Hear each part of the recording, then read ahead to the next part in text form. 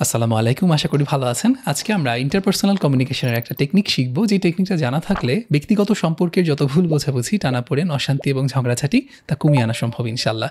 আমরা 7 স্টেপের ডিয়ারম্যান প্রসেস শিখব, যে ডিয়ারম্যান প্রসেস দিয়ে আপনি যে কারোর সাথে শুধু কথা বলে যে কোনো কিছু আদায় করে নিতে পারবেন। আদায় করে নেওয়ার প্রশ্ন কেন আসলো? দেখুন, আপনি যদি একটু খেয়াল করেন, আপনার লাইফে যত টাইপের কনফ্লিক্ট এখন পর্যন্ত হয়েছে, যে কারোর সাথে হোক, বাবা মা, স্বামী স্ত্রী, সন্তান কিংবা অফিসের সহকর্মী বা বসের সাথে, সব রকম কনফ্লিক্টের গোড়ায় একটা সিম্পল জিনিস আছে, এক্সপেকটেশন মিসম্যাচ। এক্সপেকটেশন মিসম্যাচ মানে কি? আপনি কিছু একটা চাইছিলেন যেটা আপনি পাননি, কিংবা এমন কিছু একটা ঘটেছে যেটা আপনি চাননি। দেখুন, চাওয়া আর পাওয়া যে সমান হবে না, মিলবে না, সেটা আমরা সবাই জানি, কিন্তু সমস্যা হয় অন্য জায়গায়। আমরা যখন আমাদের চাওয়াটাকে প্রপারলি কমিউনিকেট করতে পারি না, কিংবা যেটা ঘটছে সেটা যদি আমরা না চাই, অপছন্দ হয়, সেটা কিভাবে বলতে হবে সেটা জানি না, বরং ইমোশনাল হয়ে, অ্যাটাকিং হয়ে এমন কিছু করে বসি যেটা আসলে একটা কনফ্লিক্টে পরিণত হয়। সেখান থেকে কিন্তু দিন শেষে আমাদের সব অশান্তির শুরু। যেমন ধরুন, একজন স্ত্রী তার স্বামীর কাছ থেকে কোয়ালিটি টাইম চাইবেন, এটাই স্বাভাবিক। কিন্তু একজন স্ত্রী যখন মনে করছেন বা ভাবছেন বা বুঝতে পারছেন যে তার স্বামী তাকে এনাফ টাইম দিচ্ছে না, তখন তিনি আসলে কীভাবে কমিউনিকেট করছেন? তিনি হয়তো বলে বসছেন যে তুমি আমাকে কোনো সময়ই দাও না। এটা একটা জেনারেলাইজ স্টেটমেন্ট। স্বামী ভাবছে যে কই, আমি তো সময় দেই। তখন এটা কনফ্লিক্টে রূপান্তরিত হয়, কারণ সে তার ইগো হার্ট হয়ে কিংবা নিজেকে ডিফেন্ড করার চেষ্টা শুরু করে। কিংবা স্ত্রী হয়তো বললেন, অমুকের স্বামী তো তাকে নিয়ে বেড়াতে যায়, অনেক বেশি সময় দেয়, তুমি তো দাও না। এই যে কম্প্যারিজন, এটাও কিন্তু ইগো হার্ট করে, এটাও স্বামীকে আবার ওই ডিফেন্সিভ পজিশনে ঠেলে দেয়, যেখান থেকে আবার ঝগড়া শুরু হয়। অথবা আরেকটা জিনিস হতে পারে, রং টাইমিং। স্ত্রী জাস্ট স্বামী যখন কাজ করে ফিরলেন, খুব টায়ার্ড, এরকম কোনো একটা ডিসকাশনে তিনি যেতে চান না এই মুহূর্তে, তখন এসে অ্যাটাকিং টোনে কথা বলা শুরু করলেন, সাথে সাথে সেটা একটা ঝগড়ায় রূপান্তরিত হয়। আরেকটা জিনিস ঘটতে পারে, সাইলেন্ট ট্রিটমেন্ট দেয়, অর্থাৎ কোনো কমিউনিকেশনই না করা, বরং মনে মনে নেগেটিভ থিঙ্কিং করতে থাকা, এবং তার ফলে একটা সময় গিয়ে ক্ষোভটা জমা হয়ে একটা আউটবাস্ট হয়, সেটাও একটা ঝগড়ায় রূপান্তরিত হয়। এটা গেল স্বামী স্ত্রীর ক্ষেত্রে। একজন স্টুডেন্টের ক্ষেত্রে যদি আপনি চিন্তা করেন, সে চিন্তা করছে সে ইঞ্জিনিয়ারিং পড়বে, কিংবা সে বা সোশ্যাল সায়েন্সের কোনো একটা সাবজেক্ট নিয়ে পড়তে যায়, কিন্তু তার বাবা মা চাইছে সে মেডিকেলেই পড়ুক। এখানে চাওয়া পাওয়ার মিসম্যাচ হচ্ছে, সেটা সমস্যা না, সমস্যা হচ্ছে কে কীভাবে কমিউনিকেট করছে। বাবা মা যখন সন্তানকে কমিউনিকেট করছেন, হয়তো ইম্পোজ করছেন, চাপিয়ে দিতে চাচ্ছেন, আবার সন্তান হয়তো সেক্ষেত্রে প্রপারলি কমিউনিকেট নিজের চাওয়াটা না করে সে হয়তো বলে বসছে আমি পড়াশোনাই করবো না তোমরা যদি এমন করো। এটা একটা রিঅ্যাক্টিভ অ্যাটিটিউড, তাই না? সেটাও কনফ্লিক্ট তৈরি করবে। কিংবা সে হয়তো তার চাওয়াটাই বলছে, সে সোশ্যাল সায়েন্সের একটা সাবজেক্ট পড়তে চায়, কিন্তু কেন পড়তে চায়, এটার ভবিষ্যৎটা আসলে কীরকম, সে এটা দিয়ে কী চেষ্টা করছে, কী চিন্তা করছে, বাবা মা যা চায় সেটার সাথে এটার কী সম্পর্ক, কোনো কিছু সে এক্সপ্লেইন করতে পারছে না। সেও চাপিয়ে দেওয়ার চেষ্টা করছে তার চাওয়াটা। এই যে কমিউনিকেশনের গ্যাপ, সেখান থেকে কনফ্লিক্ট এবং দূরত্ব শুরু হয়। প্রফেশনাল এনভায়রনমেন্টেও দেখেন, একজন কর্মচারী মনে করছেন যে তাকে অনেক বেশি ওভারটাইম করানো হচ্ছে বা তাকে এনাফ অ্যাপ্রিসিয়েট করা হচ্ছে না, সেটা তিনি তার বসকে কীভাবে কমিউনিকেট করবেন তিনি জানেন না। ফলশ্রুতিতে ভেতরে চেপে রাখতে রাখতে রাখতে রাখতে সময় সময় আউটবার্টস করছেন, কিংবা তার কোয়ালিটি ফল করছে। ফলশ্রুতিতে তার বস যখন তার মুখোমুখি হচ্ছে, সে তখন বলে বসছে আপনি তো শুষে খেতে চান, আপনি তো এনাফ অ্যাপ্রিসিয়েট করেন না। ফলশ্রুতিতে কনফ্লিক্ট হয়ে যে উন্নতি তার হতে পারতো সেটা আর হচ্ছে না। ইন দি এন্ড আমাদের সব টাইপের কনফ্লিক্টের গোড়ায় এক্সপেকটেশন মিসম্যাচ থাকলেও দিন শেষে কমিউনিকেট কীভাবে করতে হয় সেটা আমরা জানি না, সেই জন্য এই সমস্যাগুলো তৈরি হয়। আমাদেরকে আসলে কেউ কখনো শেখায়নি কীভাবে কমিউনিকেট করতে হয়, কীভাবে কনফ্লিক্ট রেজলিউশন করতে হয়, কিন্তু এগুলোর খুব পাওয়ারফুল সব টেকনিক আছে। আজকে যে আমরা ডিয়ারম্যান টেকনিক নিয়ে আলাপ করবো, সেটা তেমনই একটা টেকনিক। ডিয়ারম্যানের যে 7টা অক্ষর, সেটা আসলে 7টা স্টেপকে রিপ্রেজেন্ট করে। এটা একটা অ্যাক্রোনিম, ডি দিয়ে বোঝায় ডেসক্রাইব। ডেসক্রাইব মানে হচ্ছে যে সিচুয়েশনটা নিয়ে আপনি আলাপ করতে চাচ্ছেন আপনার বাবা মা, স্বামী স্ত্রী কিংবা বসের সাথে, সেই সিচুয়েশনটা এক্স্যাক্টলি জাস্ট ফ্যাক্টগুলো ওখানে তুলে আনা শুরুতে। সো ইমোশনটা আগে এক্সপ্রেস না করে বরঞ্চ শুধু ফ্যাক্টটা যদি কেউ স্টেট করে, যেমন স্ত্রী যদি এভাবে বলেন যে তুমি প্রতিদিন অফিস থেকে এসে লম্বা একটা সময় ধরে শুধু ফোন ইউজ করো, এটা কিন্তু একটা ফ্যাক্ট, এটা আর এক্সট্রা কিছু না, ইমোশন না, কিছু না, এটা দিয়ে কথাটা শুরু করা অ্যাটলিস্ট। কিংবা স্টুডেন্টটা বাবা মার সাথে কথা কীভাবে শুরু করতে পারে, সে বলতে পারে যে বাবা মা তোমরা চাও যে আমি ডাক্তারি পড়ি এবং এটা সত্যিই একটা সুন্দর পেশা। সো এটা দিয়ে অ্যাকনলেজ করে জাস্ট ফ্যাক্টটা স্টেট করে কথা শুরু করা হলো। এটা হচ্ছে first step, describe. So dear মানে ডি গেল, ডেসক্রাইব। এরপর আছে ই মানে হচ্ছে এক্সপ্রেস। এক্সপ্রেস মানে হচ্ছে আপনার যে ইমোশনটা আছে সেটা প্রপারলি এক্সপ্রেস করা, নট যে ভেবে নেওয়া যে তোমার তো এটা বোঝাই উচিত, আমি বলেছি তুমি অনেকক্ষণ ধরে ফোন ইউজ করো, তার মানে হচ্ছে তুমি বুঝে নেওয়া উচিত যে আমার এটা খারাপ লাগে না। বরঞ্চ এক্সপ্রেস করা মানে হচ্ছে আমি খুব ক্লিয়ারলি এক্সপ্রেস করব আমি কেমন ফিল করি। যেমন স্ত্রী বলতে পারেন যে তোমার এই ফোন ইউজের কারণে আমরা কোনো কোয়ালিটি টাইম পাচ্ছি না এবং এটা আমার খারাপ লাগছে। ওই স্টুডেন্টটা হয়তো বলতে পারে যে তোমরা ডাক্তারি পেশায় আমি যাই সেটা চাচ্ছ, কিন্তু আমি চাই একজন ইঞ্জিনিয়ার হতে, এবং তোমরা যে চাও সেটা নিয়ে আমি খুব স্ট্রেসড ফিল করি। সো এইভাবে আউট অফ কনটেক্সট কোনো কিছু না বলে একটা কনটেক্সট সেট করে, সিন সেট করে যে কোন টপিকে আমি কথা বলতে চাই, তারপর আমি আমার ইমোশনটা খুব ক্লিয়ারলি যখন এক্সপ্রেস করব, আমার অপোজিট পার্সন যিনি আছেন তিনি তো আমার কাছেরই মানুষ, তিনি কিছুটা বুঝতে পারবেন অ্যাটলিস্ট যে পুরো আলাপটা কোন দিকে যাচ্ছে। বাই দ্য ওয়ে, আমাদের অন্য সব ভিডিওর মতো এই ভিডিওরও সামারি এবং একটা ওয়ার্কশিট যেটাতে আসলে এই পুরো টেকনিকটাকে অ্যাপ্লাই করা যাবে সেটা কিন্তু কমেন্ট বক্সে বা ডেসক্রিপশন বক্সে দেওয়া থাকবে ইনশাল্লাহ, আপনারা অবশ্যই ডাউনলোড করে নিতে পারবেন। সো ডি আর ই গেল, এরপরে হচ্ছে এ মানে হচ্ছে অ্যাসার্ট। অ্যাসার্ট মানে হচ্ছে আপনি এক্স্যাক্টলি কি চান সেটা প্রপারলি এক্সপ্রেস করা। যেমন ওই ওয়াইফ ক্লিয়ারলি বলতে পারেন যে তুমি এতক্ষণ সময় মোবাইলে দাও, সেজন্য আমরা সময় কাটাতে পারি না, কিন্তু আমি চাই তোমার সাথে কিছুটা কোয়ালিটি টাইম কাটাতে, প্রতিদিন একটা নির্দিষ্ট সময় যেন তুমি আমাকে দাও সেটা আমি চাই। এভাবে অ্যাসার্ট করা, খুব ক্লিয়ারলি নিজের চাওয়াটা প্রকাশ করা। বেশিরভাগ ক্ষেত্রে যেটা হয়, অন্য সবাই বুঝে যাবে আমি কি চাই। আমার কাছের মানুষ, সে আমার হাজব্যান্ড, সে আমার বাবা মা, সে কেন বুঝবে না আমি কি চাই, এটা আমরা এক্সপেক্ট করি। কিন্তু আসলে কিন্তু কেউ কারো চাওয়া এবং ইমোশন বুঝতে পারে না। সেটা যদি আমরা ধরে নিয়ে আমাদের এক্সপ্রেশনগুলোকে, আমাদের চাওয়াগুলোকে, ইমোশনগুলোকে প্রপারলি এক্সপ্রেস করতাম, তাহলে আমাদের কনফ্লিক্টের পরিমাণ আরও অনেক কমে যেত। আরেকটি ইম্পর্টেন্ট জিনিস হচ্ছে, আমরা যখন অ্যাসার্ট করছি সেটা করার জন্য আমার কিন্তু ক্লিয়ারলি বুঝতে হবে আমি আসলে কি চাই। মোস্ট অফ দ্য কেসে যেটা হয়, আমি তার সাথে শুধু রাগ ছাড়ছি কারণ আমি ভেন্ট আউট করতে চাচ্ছি। বাট ভেন্ট আউট করার তো এর চেয়ে প্রপার ওয়ে ছিল। আমি জার্নালিং করতে পারতাম, আমি কোনো কাউন্সিলরের সাথে কথা বলতে পারতাম। সেটা না করে আমি যখন জাস্ট ভেন্ট আউট করার জন্য, জাস্ট রাগ ছাড়ার জন্য কথা বলতেছি কোনো টার্গেট ছাড়া, সেটা কিন্তু আসলে ইফেক্টিভ কোনো কমিউনিকেশনের ওয়ে না। বরঞ্চ আমি যদি ক্লিয়ারলি জানি আমি কি আদায় করতে চাই, আমি কিছুটা কোয়ালিটি টাইম আদায় করতে চাই, আমি কি আদায় করতে চাই, আমি আমার বাবা মার কাছ থেকে এই বুঝটা আদায় করতে চাই যে আমি যে ক্যারিয়ারে যেতে চাই সেটার জন্য তারা আমাকে দেন। এটা যদি ক্লিয়ার থাকে তাহলে আমি অ্যাসার্ট করার সময় একদম ক্লিয়ারলি কমিউনিকেট করতে পারবো যে আমি ঠিক কি চাইছি। সো ডিইএ গেল, এরপর হচ্ছে আর মানে রিইনফোর্স করা। রিইনফোর্স করা কি সেটা বোঝা খুবই ইম্পর্ট্যান্ট। দেখুন, আমি একদম শুরু থেকে আদায় করা বারবার বলছি, বাট আদায় করা মানে কিন্তু এমন দাঁড়ায় যে তার কাছে কিছু একটা আছে যেটা আমি চেয়ে নিতে চাই এবং আমি এটা কেড়ে নিব টাইপের একটা অ্যাটিটিউড।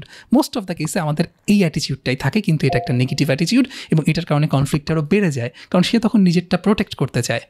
আমি আর আপনি যদি উইন উইন চিন্তা করি, সবসময় চিন্তা করি রিলেশনশিপে অপরপক্ষেরও তো কিছু পাওয়ার আছে, তার কি পাওয়ার আছে, তার কি চাওয়া আছে, সেটার সাথে আমার চাওয়াটা যদি কানেক্ট করি তাহলে তার জন্য সেটা দেয়া আমার জন্য সহজ হয়ে যায়। যেমন ধরুন, স্ত্রী যদি খুব ক্লিয়ারলি কমিউনিকেট করে যে তুমি যদি আমাকে কোয়ালিটি টাইম দাও, আমরা দুজনই কোয়ালিটি টাইম কাটাই, তাহলে তুমিও ভালো বোধ করবে, আমিও ভালো বোধ করবো, আমাদের সম্পর্কটা সুন্দর থাকবে, আমাদের বাচ্চারা আমাদের সুন্দর একটা সম্পর্ক দেখবে, ওভারঅল আমরা খুব ভালো থাকবো।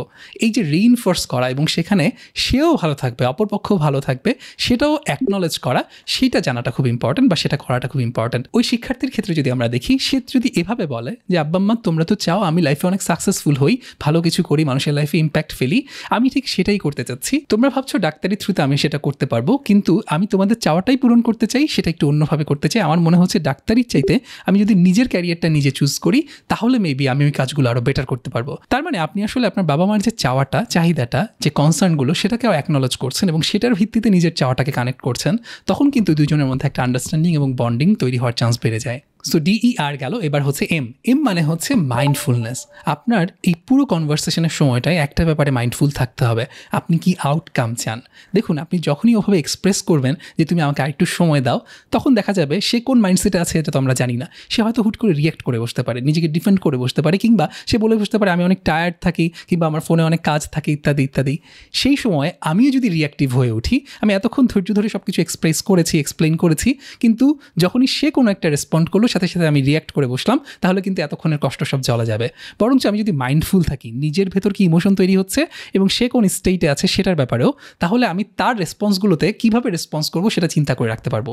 যেমন সে বললো যে আমি তো খুব ব্যস্ত থাকি, কিংবা আমি তো খুব টায়ার্ড থাকি, কিংবা আমার তো আরও কাজ থাকে। আপনি তখন বললেন যে আমাকে অল্প সময় দিলেই চলবে, আমরা 1-2 ঘন্টার একটা সময় ফিক্স করে নিই, আমরা অতটুকু সময় হলেই গুড এনাফ।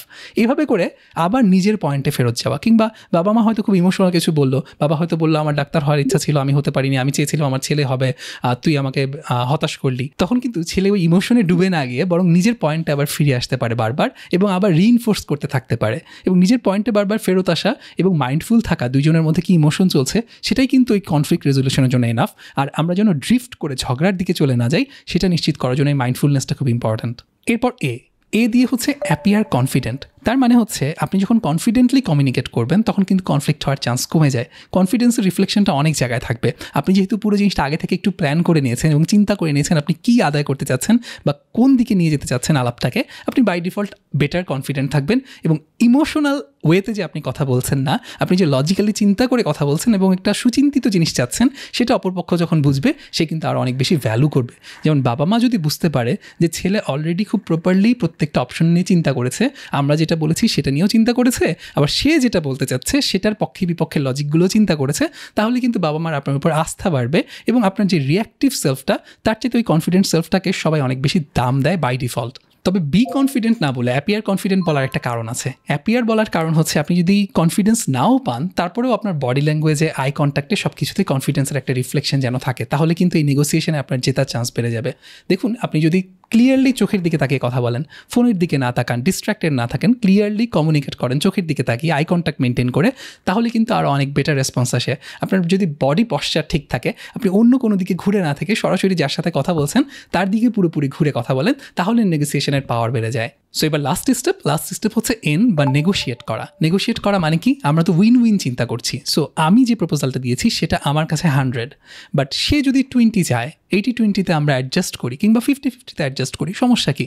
সো আমরা বোঝার চেষ্টা করব তার মাথায় কী চলছে বা সে কী চাইছে। হতে পারে আমরা তাকে আরও অপশন দিলাম, যেমন স্ত্রী স্বামীকে বললো যে তুমি বলো কখন আসলে সময় দেওয়াটা বেটার, কিংবা ছুটির দিনে কি তুমি আসলে বেশি সময় দিতে চাও বা ঘুরতে যেতে চাও, বা কী কী অপশন তোমার মাথায় আছে যেটার মাধ্যমে আমরা আরও কোয়ালিটি টাইম কাটাতে পারি। এটা যেমন নেগোশিয়েট করা একটা ওয়ে হতে পারে, তেমনি ওই শিক্ষার্থী হয়তো ডিফারেন্ট কোনো ওয়েতে ডিফারেন্ট কিছু টেবিলে নিয়ে আসতে পারে। যেমন সে বলতে পারে যে তোমরা যদি আমাকে আমার চয়েস মতো কাজ করতে দাও, আমার চয়েস মতো ক্যারিয়ার চুজ করতে দাও, তাহলে আমি এটা করবো। তোমরা আমাকে হয়তো এক্সারসাইজ করতে বলো, খাওয়া দাওয়ায় রেগুলার হতে বলো, আমি সব কিছুই গুছিয়ে আনবো এবং আরও অনেক বেশি আত্মীয়দের সাথে সম্পর্ক রক্ষা করবো।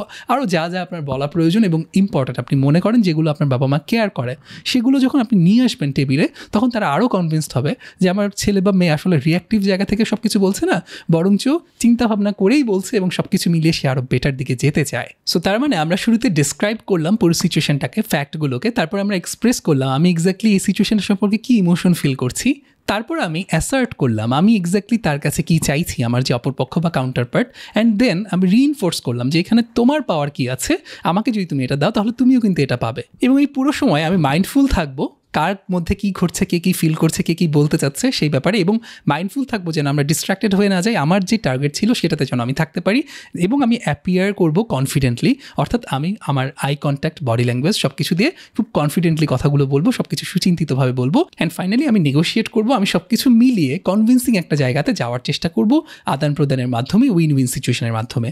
দেখুন, আমরা এত বছর ধরে পড়াশোনা করি কিন্তু কখনো আমাদেরকে এটা শেখানো হয় না কীভাবে কনফ্লিক্ট ম্যানেজ করতে হয়, কীভাবে আসলে নিজের চাওয়াটা অন্য কাউকে বলতে হয়।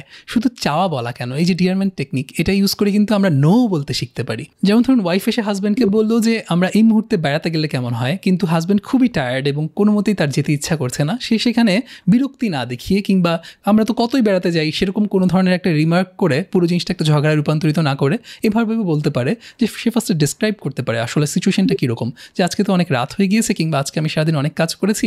দেন আসলে সে এক্সপ্রেস করতে পারে সে আসলে কেমন ফিল করছে, সে বলতে পারে আমি খুব টায়ার্ড। দেন সে অ্যাসার্ট করতে পারে যে আমরা কি অন্য একদিন যেতে পারি। দেন সে রিইনফোর্স করতে পারে যে অন্য একদিন যদি আমরা যাই তাহলে আমি আরও অনেক বেশি এনার্জেটিক থাকবো এবং তুমিও বেশি এনজয় করবে আমার যে সঙ্গটা। সো এভাবে কখনো কিছু চাইতে গেলেও যেমন আমরা ডিয়ারমেন্ট টেকনিক ইউজ করতে পারি, কোনো কিছু থেকে নো বলতে চাইলেও আমরা ডিয়ারমেন্ট টেকনিক ইউজ করতে পারি। সবচেয়ে বড় কথা হচ্ছে পুরো ব্যাপারটাতে কনশাস থাকা, কন্টিনিউয়াসলি ইমোশনালি রিঅ্যাক্ট না করা, বরং কনশাসলি ডিজাইন করা সব কিছুকে, সেটাই আসলে সব কিছু চেঞ্জ করে দেয়। সো আশা করছি আজকে থেকে আপনি এই টেকনিকটা ইউজ করা শুরু করবেন আপনার ব্যক্তিগত সম্পর্কগুলোতে, এবং আমাদেরকে অবশ্যই জানাবেন ইনশাল্লাহ যে এটা কতটুকু কাজে লাগলো বা আরও কোনো ইনপুট আছে কিনা, কিংবা আপনার দিক থেকে কোনো ধরনের অবজারভেশন আছে কিনা, এই টেকনিকটা আরও কত ইনোভেটিভ ওয়েতে কোন কোন ক্ষেত্রে কাজে লাগানো সম্ভব সেটা নিয়ে আমাদেরকে কমেন্ট বক্সে জানাবেন। আর অবশ্যই আপনার চারপাশে পরিচিত এমন কেউ যদি থাকে যে এরকম পার্সোনাল রিলেশনশিপ নিয়ে প্রবলেম ফেস করছে, চ্যালেঞ্জ ফেস করছে, তার সাথে এই টেকনিকগুলো শেয়ার করতে পারেন। সে যদি এই টেকনিকগুলো জানতে পারে, প্রপারলি ইউজ করতে পারে, তাহলে হয়তো তার রিলেশনশিপটা ইমপ্রুভ করবে। আর ইন দি এন্ড এই পার্সোনাল রিলেশনশিপগুলো ছাড়া আমাদের আছেই বাকি, তাই না?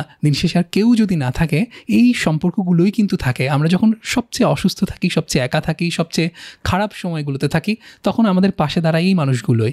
সো কন্টিনিউয়াসলি যেহেতু একসাথে থাকতে হচ্ছে, কিভাবে কথা বলতে হয়, কিভাবে কমিউনিকেট করতে হয়, সেটা যদি আমরা একটু শিখে নিই, একটু প্রপারলি সেগুলো ইউজ করি, তাহলে আমাদের রিলেশনশিপগুলো কিন্তু অনেক সুন্দর এবং স্মুথ থাকতে পারে ইনশাল্লাহ। এরকম অন্য কোনো টপিক নিয়ে আবার কথা হবে ইনশাল্লাহ। আপনিও সাজেস্ট করতে পারেন কী কী টপিকে আসলে আলাপ করা দরকার। ভালো থাকবেন ইনশাল্লাহ। আসসালামু আলাইকুম।